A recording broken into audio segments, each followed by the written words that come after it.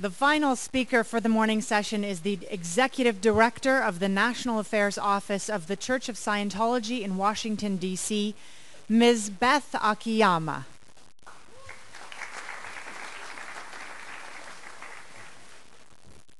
Thank you. Excellencies, distinguished guests, youth delegates, ladies and gentlemen. I want to thank the United Nations for providing such a forum and the permanent representation of El Salvador for sponsoring this important event. I also want to acknowledge all the co-sponsors for their support. Thank you. This year we are celebrating the 30th anniversary of the Convention on the Rights of the Child. This is the perfect background for this 16th Youth Summit.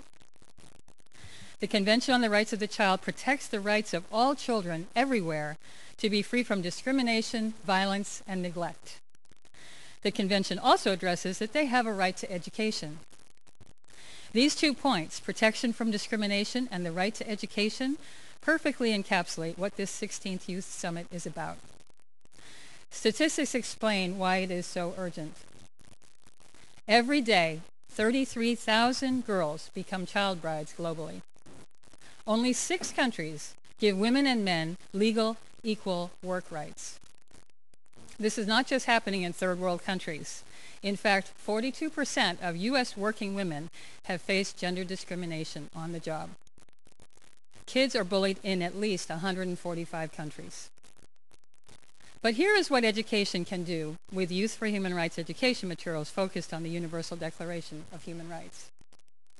In the past year, 4,566 educators were provided with the full human rights curriculum. In the past year alone, about 5,888 schools have obtained and delivered the human rights education materials of Youth for Human Rights.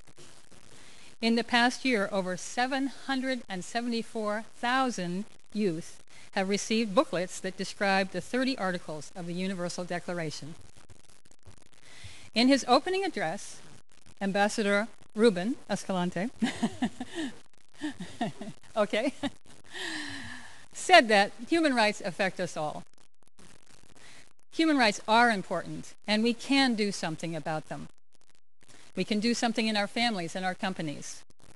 Unfortunately, you can't measure prevention. But if you look at the glass as half full, we can make a positive change. And we will see that change.